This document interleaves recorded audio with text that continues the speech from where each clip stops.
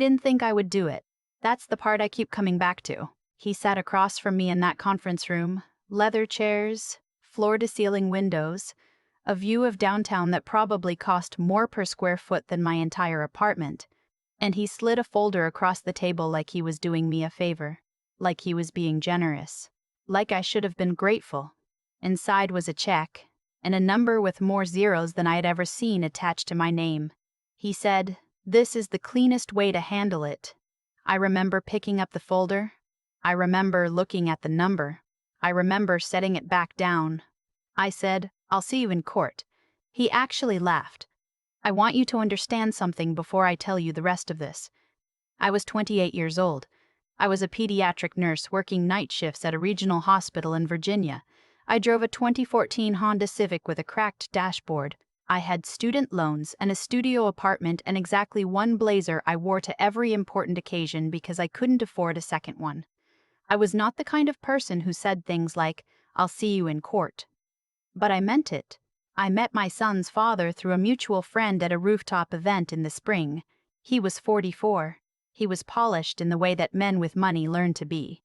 Not showy, just quietly certain that every room he walked into was already his. He wore a watch I later found out cost more than a year of my salary. At the time I just thought it looked nice. His name was, well, I'm going to call him my son's father in this. Not for legal reasons, though my attorney did suggest discretion. More because that's the only thing he ended up actually being. And even that took a fight. We dated for 7 months. It wasn't a whirlwind. It wasn't a fairy tale. It was dinners at places I'd never been before. Weekends at his house in the Shenandoah Valley. Long conversations about things that felt real. He asked questions. He listened. I thought that meant something. I found out I was pregnant in October. I remember sitting on the bathroom floor of my apartment at 2 in the morning, still in my scrubs from a 12-hour shift, staring at 2 pink lines. My hands weren't shaking. That surprised me. I thought they would be. Instead, I just felt this enormous, strange stillness, like the moment right before something very loud. I called him the next morning. He went quiet for a long time. Then he said, "How do you want to handle this?" That phrase. Handle this. Like it was a scheduling conflict. I told him I was keeping the baby. He said he needed time to think. I said okay. I gave him a week. Then 2. Then the calls started going to voicemail. By the time I was 14 weeks along, I had spoken to him exactly twice since that first phone call. Both times he was vague, careful, using the kind of language that sounded like words without actually saying anything. "I'm figuring things out. I just need some space. We'll talk soon." We didn't talk soon. What happened instead was that a woman called me. She introduced herself as his mother. I want to be careful here about how I describe her, because I think it would be easy to make her into a villain, and I'm not entirely sure that's fair. She was clearly a woman who had spent her entire life protecting her family's name. I understand that, even if I don't excuse it. She had probably done this before. She sounded practiced. She told me her son was not in a position to be a father right now. She told me the family understood this was a difficult situation. She told me they wanted to make sure I was taken care of. I asked her what that meant. She said, "We're prepared to be very generous." There it was. I told her I would need to think about it. She seemed pleased by that. She probably thought I need to think about it meant I was already softening. It did not mean that. What it meant was that I needed to get off the phone before I said something I couldn't take back. I hung up. I sat with my hand on my stomach. My son was moving by then, not kicks yet, more like whispers. This fluttery thing that happened mostly at night. I thought, nobody is going to buy their way out of knowing you. And then I called a family law attorney. Her name was Annika. She had an office in Alexandria, a wall of framed certifications, and the kind of calm that comes not from inexperience, but from having seen absolutely everything. She was the second attorney I called. The first had seemed distracted, kept glancing at his phone. But the moment Annika looked up from my file and said, "Tell me everything, don't leave anything out," I knew. She listened for 45 minutes without interrupting. When I finished, she leaned back in her chair and said, "You haven't signed anything?" "No." "They haven't sent anything in writing?" "Just the phone call." "Good." She folded her hands on the desk. "Here's what I want you to understand.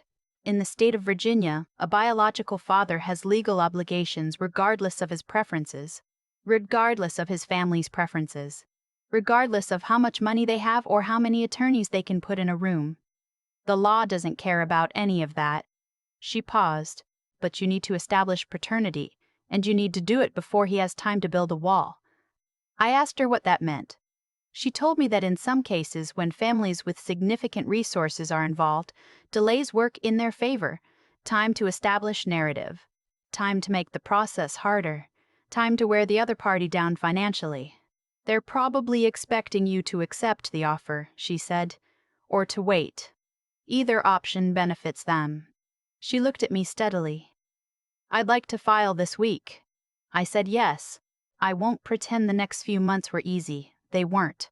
I was working night shifts and going to prenatal appointments and sitting across from Annika every few weeks with documents I barely understood, trying to follow what was happening while also growing a human being inside my body. There was a meeting, the one I described at the beginning.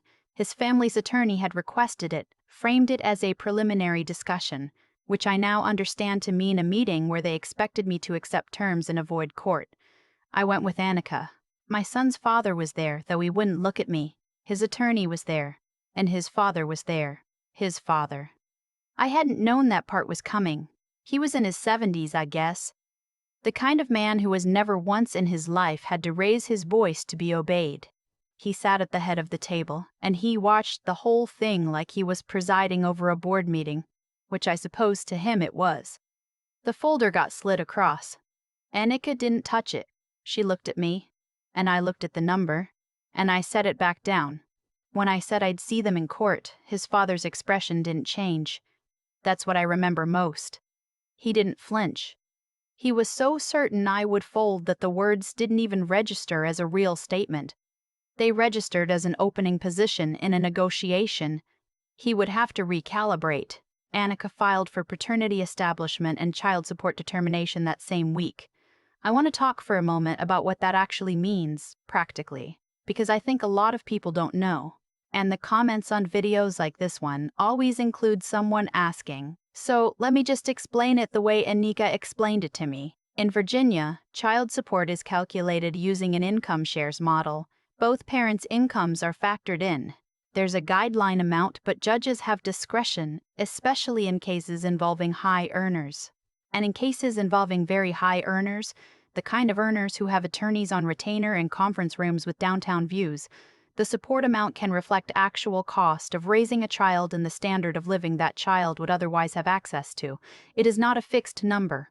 It is not capped in the way some people think. When Annika walked me through the potential range, I made her repeat it twice. She said, "This is why they offered you what they offered you. A lump sum looks large. Monthly support over 18 years looks larger." I hadn't thought of it that way. She had. The paternity question was the part they fought hardest. His attorneys argued for postnatal DNA testing, which would have meant waiting until after my son was born. The delay would have pushed the proceedings back by months. Annika argued for prenatal testing, a non-invasive procedure that's been available and legally admissible in Virginia for years, though a lot of people still don't know that. The court agreed with Annika. I remember sitting in the hallway outside that hearing, in my one blazer, 22 weeks pregnant, watching their team of 3 attorneys in suits that probably cost more than my car confer in urgent whispers.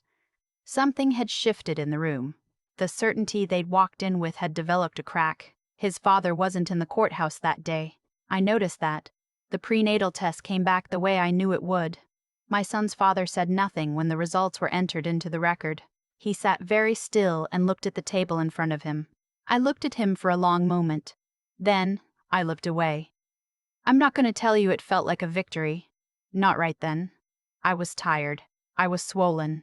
I was in my 3rd trimester and I hadn't slept a full night in weeks, and there were still months of proceedings to get through. I called my mother after that hearing and she cried, and I held the phone away from my ear for a minute and looked out the window of my car at the parking garage wall and felt something that wasn't exactly relief. More like, okay, we are still here. Keep going. My son was born in March. He had my nose and his father's chin and absolutely nobody's patience. He screamed his way into the world like he had opinions about it already. My mother drove up from North Carolina. She stayed for 3 weeks. She made me eat actual food and did laundry and held him during the 2 a.m. stretches so I could sleep for 90 consecutive minutes, which felt like a miracle. His father's family sent a note through their attorney. Just a note. 2 sentences. I don't know who wrote it. I set it on the counter and didn't open it for 4 days, and when I finally did, it said something about hoping for a peaceful resolution going forward. Anika said it was probably drafted with future proceedings in mind, a gesture toward reasonableness for the record. I said, they've been watching a lot of courtroom dramas. She almost smiled. The support determination hearing was in June, when my son was 3 months old. I brought him. I know some people reading this might think that was calculated, a choice made for effect. I want to be honest. It was partly practical. I was still breastfeeding, I didn't have reliable childcare yet, and keeping him home would have meant pumping in a courthouse bathroom. But I also wasn't going to apologize for his presence. He was the reason we were there. It seemed appropriate. He slept through most of it, which was its own kind of grace. His father's team presented a financial structure that would, in their framing, provide adequately for my son's needs. It was a number. A real number. Higher than anything I had ever personally earned in a year. I watched Danica write something on her notepad without any change in expression. Then she stood up. She presented his father's actual documented income. The assets. The holdings. The properties. She had done the research, and she had done it thoroughly, and the picture she painted was not of a man who provided adequately. It was of a man for whom adequate was a choice being made about his own child. The judge was quiet for a long moment. Then she asked his father's attorney one question. I didn't catch all of it. My son had just made a small noise in his carrier, and I was adjusting the strap, but I caught the end. In what world is that figure proportional to your client's means? The other attorney started to answer. The judge held up one hand. I won't put the exact support figure here, partly because this is ongoing, partly because Anika advised against it. What I will say is that it was substantially higher than their initial offer. Monthly. For 18 years. His father sent no note this time. My son's father looked, at the end of that hearing, like a man who had walked into a room expecting one thing and come out the other side into something he didn't recognize. I almost felt something for him. Not sympathy, exactly. More like, I don't know, the recognition that somewhere in there was a person who had made a series of choices and was now living in them. I was 34 days postpartum in that conference room when I said I'd see them in court. That's the part people don't talk about. 34 days. I was still in the stage where I had to think about stairs. I was running on coffee and whatever frozen meals my mother had stacked in my freezer. I was terrified and exhausted, and I had no idea how any of this was going to go. But I knew one thing. I knew that offer was a door they wanted me to walk through so they could close it behind me. And whatever was on the other side, whatever generous looked like to a family like that, whatever taken care of meant in their language, it would have been a door closed on my son's life, on his right to know his origins, on the financial stability that was, legally and actually, already his. I walked away from that door. I kept walking. My son is 8 months old now. He has discovered that if he blows raspberries long enough, eventually someone will look at him, and he considers this a profound personal achievement. He has 2 teeth. He does not sleep past 5:30 in the morning, which I am choosing to interpret as determination. He will know, when he is old enough, that we fought for him. Not fought against his father. Not fought for money. Not fought to win something.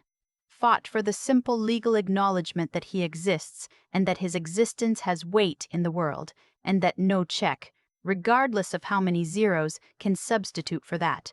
His father has visitation. That's part of the order, too. I'll be honest. I wasn't sure how I felt about that at first. Part of me wanted to close that door too. But Annika was clear, and the research is clear, and my own heart when I sat with it was clear. A child has a right to both parents if both parents are willing to show up, even imperfect ones, even ones who needed a court order to get there. Whether he shows up is not my responsibility anymore. That, actually, is a kind of freedom. I want to say something to whoever is watching this at whatever time it is in whatever part of the world. Maybe you're where I was.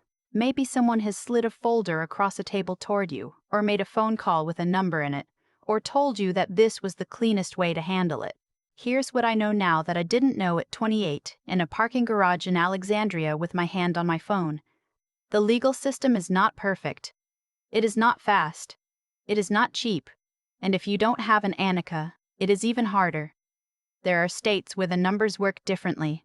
There are situations where the power imbalance is even steeper. I am not telling you that my outcome is guaranteed. What I'm telling you is, the offer is not the only door.